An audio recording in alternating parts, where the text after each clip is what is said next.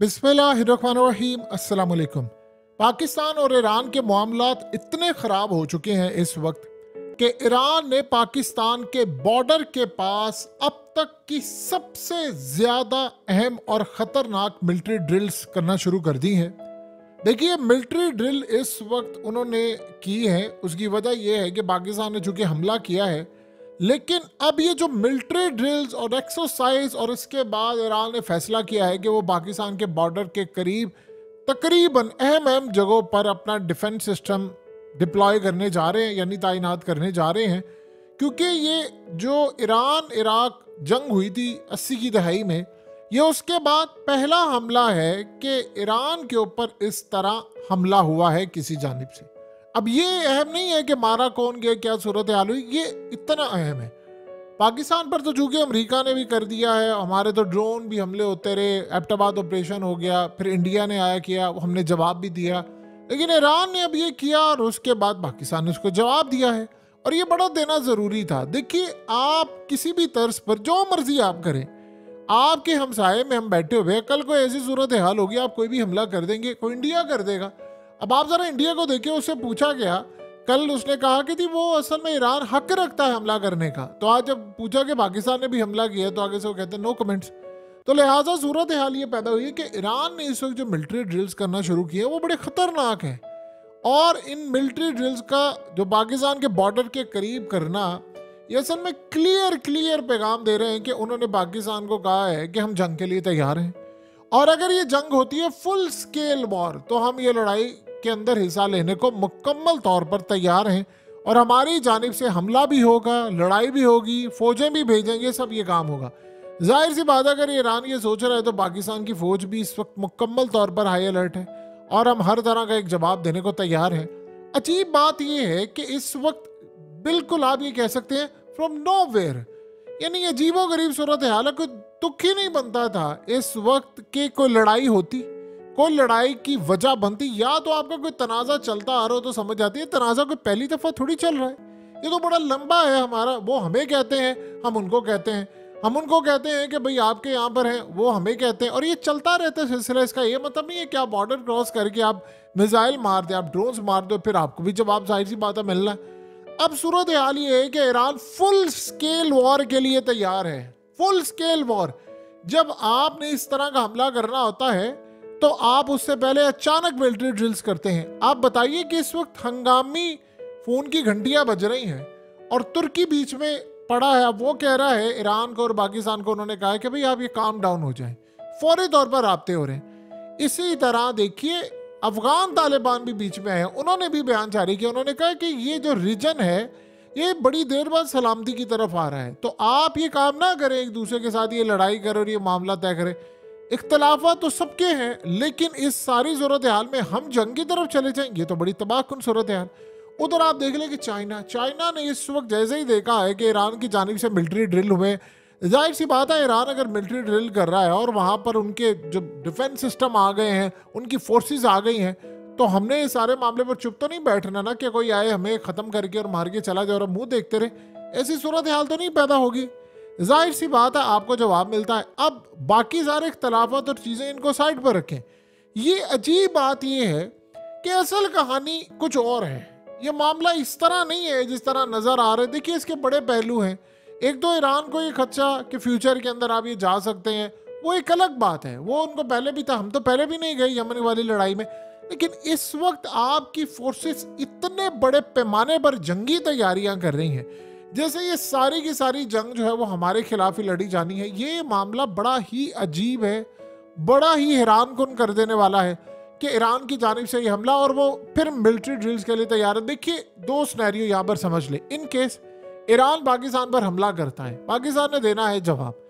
अगर ईरान ये सोच रहा है कि वो अपने को तैयारे भेजेगा या मिसाइल मारेगा या वो फौजें उतारेगा, तो ये सारी सूरत हाल में तो एक समझ ले फुल स्केल वॉर है।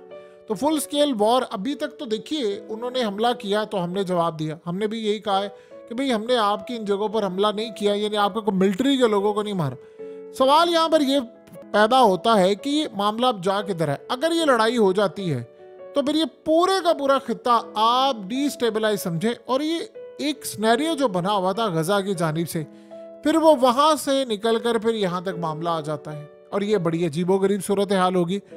असल बात यह है कि चाइना अब ये कोशिश कर रहा है, वो ईरान को काम डाउन कर रहा है, बल्कि वो ज्यादा इस वक्त ईरान को भी कोशिश कर रहे हैं कि देखिए आपने हमला किया, होना नहीं चाहिए था, उन्होंने भी हमला कर दिया, वो भी नहीं होना चाहिए था, चले अब हो गया तो अब चीजों को काम डाउन करे। अब आप जाहिर सी बात है ये फुल जंगी मशकें आपने अचानक से शुरू कर दी हैं और आपके कमांडर जो है उन्होंने गो हेड दे दिया है कि आप तैयारी करें। फुल स्केल वॉर की जाहिर सी बात है तैयारी आपने करनी होती है, और कोई आपने जाकर चने तो नहीं बेचने। तो इस सारे मामले पर कोई तुक है, बताएं कोई वजह होती है, यानी कोई ऐसी वजह समझ आ रही है? इराक की, शाम की और बाकी सूरत हाल डिफरेंट है। देखिए पाकिस्तान इराक शाम नहीं है। दूसरी वजह यह है कि आप अगर इतनी बड़ी लड़ाई में देखें तो इजराइल और बाकी मामला जो है वो आपके सामने है। अब जाहिर सी बात है इसमें बहुत सारे मामला कूद पड़े हैं, मिडिल ईस्ट इसमें कूदेगा और वो कहेंगे कि लड़ाई बढ़ती ही जा रही है, बढ़ती ही जा रही है। आप उधर देखें ना कि इन तस्वीर को आप गौर से देखें, ये क्या मामला हुआ था। ये तस्वीरें आपको बता रही हैं कि यमन ने अमेरिका की शिप पर हमला किया, उसका देखिए क्या हाल किया उन्होंने, और उसके बाद शिप को वापस जाना पड़ा। जब ये मामला हुआ तो अब डेनमार्क कूदने की कोशिश कर रहा है कि हम यमन के मामले में कूदें। ये जो यमन वाला मामला है ये बड़ा खतरनाक होने जा रहा है। ये आहिस्ता आहिस्ता करके काफी कंट्रीज ने आ जाना है, और जब आ जाना है तो वो लड़ाई उधर चल रही है, तो बताए ईरान का फोकस उधर होना चाहिए या हमारी तरफ होना चाहिए? देखिए वहां पर एक बड़ी कामयाबी मिल रही थी ईरान को, और दुनिया में उनको प्रेज भी किया जा रहा था, उनकी तारीफ हो रही थी कि उन्होंने हमास के साथ ताल्लुक रखा, हिजबुल्लाह के साथ रखा, और इजराइल को गले से पकड़ा हुआ है, और अमेरिका को यहां से यमन के थ्रू पकड़ा हुआ है। चाइना भी खुश और रशिया भी खुश, लेकिन अननेसेसरी, जिसकी जरूरत नहीं थी कि आप अचानक से एक महाज खोल दें और इधर आप आ जाए। ये मामला चलता रहता दोनों का, आप उधर कर रहे हैं, वो कह रहे हैं हमारे है मामला तो हमारे। अब इंडिया और पाकिस्तान के भी कितने ज्यादा है, इसका ये मतलब तो नहीं कि हम हर वक्त हालत जंग में है। आप सोचे जरा कि अगर हम हमला ना करते तो इंडिया तो तैयार बैठा हुआ था, फिर उसके बाद कल को अमेरिका आ जाए। अमेरिका तो पहले भी आया था एबटाबाद ऑपरेशन में। ये अब सूरत हाल ये है कि ईरान की जो ड्रिलिंग हो गई है, ईरान ने जो पार्टिसिपेट कर लिया है, वो तो अब अगले मरहले पर जाने की तैयारी कर रहे हैं। यानी बजाय आप पीछे जाएं, समझ आती है कि आप पीछे जाएं मामला तय करें, बल्कि होना ये चाहिए था कि डिप्लोमेटिक सतह के ऊपर आप ये कह दें, एक बयान दे दें कि ठीक है जी हम इसलिए इस जंग को रोक रहे हैं कि हम खित्ते का अपना यानी जो गोल है उसको डाइवर्ट नहीं करना चाहते। अब ये मामला हो जाए तो चले समझ आती है, आप कह दें कि ठीक है जी चाइना बीच में पड़ा, बल्कि ऐसी भी सूरत हाल हो जाए अब चाइना को कि ठीक है दोनों मुल्कों के सफीरों को साथ खड़ा करें। क्या उन्होंने सऊदी अरब और ईरान को साथ नहीं खड़ा किया था? उन्होंने खड़े करके ये मनाजिर जो चले आप ये सारी दुनिया ने देखे नहीं थे? तो पाकिस्तान और ईरान के सफीरों को दोनों को हाथ पकड़ाए उन्हें कि ठीक है जी लड़ाई खत्म हुई। बल्कि इससे बड़ा जबरदस्त काम हो जाएगा। काम ये होगा कि इस सारे मामले पर अमेरिका असल में अब यहाँ पर गैप ढूंढ रहा है। अमेरिका आप देखिए कि उन्होंने क्या किया कि ईरान ने हमला किया, वो फौरी तौर पर वो बड़े खुश हुए हैं कि ठीक है ये हमला हो गया। पाकिस्तान ने तो देखिए हमला करना था, चाहे अमेरिका खुश हो ना हो, इजराइल खुश हो ना हो।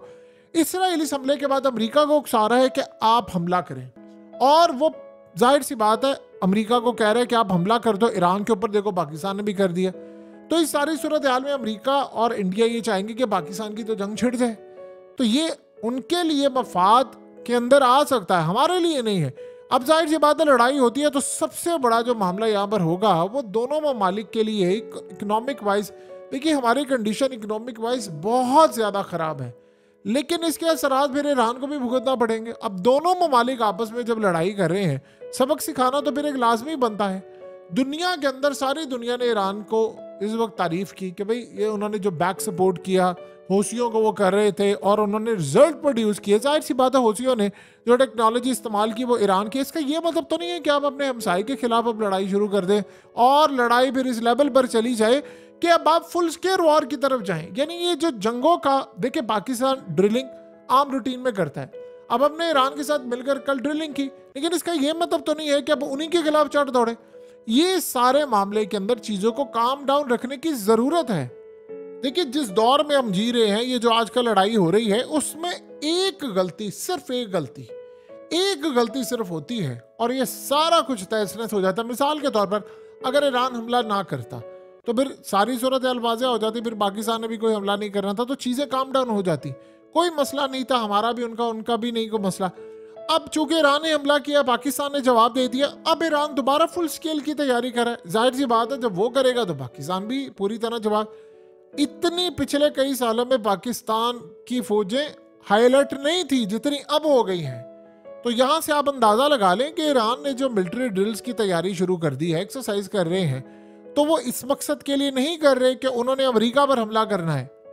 नेवी की अगर ड्रिल्स हो तो समझ आती है कि चले अमेरिका के साथ लड़ाई करनी है, लेकिन जब आप ग्राउंड के ऊपर ड्रिलिंग करते हैं और आपने डिफेंस सिस्टम लगा दिया, भाई सबका हक है लगाने का, आप लगाएं डिफेंस सिस्टम, बिल्कुल लगाना चाहिए, पाकिस्तान भी लगाएगा और पाकिस्तान ने लगाया भी हुआ है बहुत सारी जगहों पर। अगर ये ख्याल है किसी का, जैसे ईरान ने भी हालिया मिसाइल जो मारे हैं, तो उन्होंने सक्सेसफुली ये देखा है कि इराक में भी अमेरिका का डिफेंस सिस्टम फेल हो गया, शाम में भी फेल हो गया, तो पाकिस्तान के अंदर हमने मारा है तो उन्होंने नहीं रोका। तो ये सारी सूरत हाल में समझे ईरान के अंदर भी नहीं रुका। तो ये मामला इस तरह नहीं होता कि इस सारे मामले पर आप सोचे कि हम मारेंगे। जाहिर सी बात है जब आप मारेंगे तो पाकिस्तान की जानिब से भी स्ट्राइक हो सकता है ज्यादा हो, तो फिर दोनों जानिब जो तबाही होगी, फोकस यहां से हटाकर अगर हम लोग अमेरिका पर कर दे तो क्या ज्यादा बेहतर नहीं होगा, या खित्ते की जानिब जहां पर इसराइल तबाही। आप सोचे कि इसराइल के लिए इससे ज्यादा फेवरेट चीज क्या होगी। लेकिन एक अजीब बात यह है कि जो सबसे ज्यादा लोग जानना चाह रहे हैं कि ये मामला इतना ज्यादा जंग की तरफ चला गया है जिसका कोई सर पैर नहीं है। देखिए, ईरान ने कहा कि यहाँ जैशुल अदल के ठिकाने और सारी चीजें हैं, पाकिस्तान ने कहा कि वहां पर उनके हैं। अब सवाल यहाँ पर यह पैदा होता है कि क्या ये सिर्फ इतनी सी बात से इतनी बड़ी जंग तक ये मामला पहुंच गया है। अब लोग ये जानना चाह रहे हैं कि असल कहानी नहीं पता चल रही। असल कहानी यमन वाला मामला, चले वो समझ आती है कि वो खदशा हो सकता है, लेकिन पाकिस्तान ने तो कोई पार्टिसिपेट करने का ऐलान नहीं किया। तो फिर ईरान ने इतना ज्यादा जो मामला उठाया है, ये चीजें इतनी सादा नहीं है जो नजर आती है। देखिए, ईरान की एक टांग फंसी हुई है हिजबुल्लाह के साथ, एक हमास के साथ फंसी हुई है, फिर इस जानिब अमेरिका, यमन और ये सारा मामला। और वो भी तभी याद रखिएगा जब ईरान के खिलाफ इस वक्त इजराइल ये कह रहा है, अमेरिका को वो कह रहा है कि जाओ तुम ईरान पर हमला करो उसके ऊपर, वो बार बार उसको कह रहा है। इन्होंने असल में जो शुरुआत की थी यमन पर हमले के लिए, ये असल में अगले मरहले में उन्होंने जाकर ईरान पर हमला करना है। ये बात तो बिल्कुल तय है कि अमेरिका ने टारगेट अपना रखा हुआ है ईरान। देखिए, अमेरिका बड़े लेवल का हमला इसलिए नहीं करना चाहता कि बाइडन को पता है कि इलेक्शन सर पर है, और ईरान ये बात भी समझ रहा है कि अगर इन महीने में हम कोई एटमी ताकत बन जाते हैं तो हमारे लिए बहुत बड़ा फायदेमंद ये मामला हो सकता है। उसकी सबसे बड़ी वजह यह है कि वो ये समझता है कि अगर अब हमने ताकत ले ली, क्योंकि एक दफ़ा इलेक्शन हो गए, पॉलिसी बदल जाएगी, फिर तो वो कहेंगे ठीक है लड़ाई हो सकती है तो कर लें, 4 साल बाद देखेंगे जो भी मामला होगा। सो लिहाजा अब की जो सूरत हाल इस वक्त पैदा हो रही है वो क्लियरली इंडिकेट कर रही है कि आने वाले वक्त के अंदर मुकम्मल तौर पर हालात जो हैं वो ख़राब से ख़राब तर होते जाएंगे अगर ये लड़ाई यहाँ पर बढ़ी। देखिए, तुर्की कूदा है, उन्होंने कहा है कि चीज़ें काम डाउन कर ले। चाइना बहुत ज़्यादा एक्टिव है इस वक्त, वो दोनों पार्टीज को समझा रहा है। देखिए, अगर 2 मामला हो गए हैं तो फिर ईरान को ड्रिलिंग करनी नहीं चाहिए थी। अगर ईरान ने ये ड्रिलिंग स्टार्ट कर दी है तो इसका मतलब है कि ये जंग है, और ये जंग अगर वो पाकिस्तान पर मुसल्लत करने जा रहे हैं जिसकी कोई तुक और मंतक समझ नहीं आ पा रही, तो फिर ये लड़ाई बड़े पैमाने पर बढ़ेगी। एक बात याद रखिएगा, अगर ईरान की पाकिस्तान के साथ जंग हो जाती है तो आप जो मर्जी कह ले, अफगानिस्तान इस जंग में आ जाएगा। कैसे हो जाएगा, ये ड्रैग करती करती वहां तक चली जाएगी। जैसे मामला शुरू हुआ था फलस्तीन का और इजराइल का, और आज वो ड्रैग करते करते करते पूरे खित्ते को लपेट में ले गया है, और अभी तो ये चलता जाएगा, बड़ा लंबा जाना है। उसके बाद आप ये देखिए कि इंडिया इस सारे मामले पर पीछे हट जाएगा, सवाल ही पैदा नहीं होगा। इससे बेहतरीन अपॉर्चुनिटीज को कहां पर मिलेगी कि पाकिस्तान की फौजें वहां पर इंगेज हो जाए तो हम यहाँ पर हमला करें। क्या वो 2 फ्रंट को लड़ना नहीं चाहेगा? वो तो चाहेगा। आप सोचो ना जरा कि इंडिया ने पाकिस्तान पर हमला करना था और ये एक प्लान इनका बना हुआ था, तकरीबन तब की बात है जब चाइना और इंडिया की फोर्सेस आमने सामने थी। उससे पहले एक प्लान डिस्कस हो रहा था, लेकिन जब वो मामला हुआ तो उस वक्त फिर इंडिया के इंटेलिजेंस इदारों ने ये रिपोर्ट दी कि अगर यहाँ पर हमने 2 फ्रंट खोल दिए तो हम लड़ाई नहीं कर सकते, 2.5 फ्रंट बन जाएंगे। 2 फ्रंट वो, फिर उसके बाद आपको पता है वहां पर वो जो मसला चल गया था किसानों का, वो सिखों के मसले में बदल गया था। उस वक्त कहा गया था कि ये फ्रंट जो है वो 2.5 खुलेंगे, फिर पाकिस्तान, चाइना और ये। उसके बाद इंडिया बैकफुट पर चला गया, उसने सारे मामला क्लियर किए, फिर उसने अपनी तरक्की पर फोकस किया, फिर उसने ये देखा कि मुझे आगे बढ़ना, और इसमें वो इंडिया काफ़ी हद तक कामयाब हो गया, इसमें कोई दो राय नहीं। लेकिन आप अंदाज़ा कर लें कि इंडिया जैसी बड़ी जियाट इकोनॉमी जो दुनिया में अच्छा कुछ साल बाद सिर्फ दूसरे नंबर पर आ जाएगी, अमेरिका को भी बीट कर देगी, तो आप अंदाज़ा लगा सकते हैं कि सारे मामले पर वो भी दो फ्रंट नहीं चाहेंगे। तो अगर ईरान के साथ लड़ाई होती है तो सेकंड फ्रंट इंडिया का एक ही फ्रंट होगा, पाकिस्तान के दो फ्रंट हो जाएंगे, और फिर जो इंडिया के एसेट्स हैं जो होते हैं BLA ये वो सारा कुछ वो भी वो करेंगे। तो मामला काफ़ी हद तक जो ख़राब हो रहे हैं इनको काम डाउन करना है, और चाइना रोल प्ले कर रहा है, और बेहतर यह है कि ईरान भी इसको समझे, पाकिस्तान भी समझ रहा है, और दोनों पार्टीज को बैठकर मामला तय करने चाहिए। लेकिन चूंकि शुरुआत ईरान ने की है तो अब ज्यादा फर्ज उनका बनता है, बजाय कि आप ड्रिल करें। अब ये ड्रिलिंग का कोई तुक बनता नहीं था, इसका मतलब आप फुल स्केल वॉर के लिए तैयार है, और वो भी पाकिस्तान के साथ बगैर वजह के समझ से बाहर है।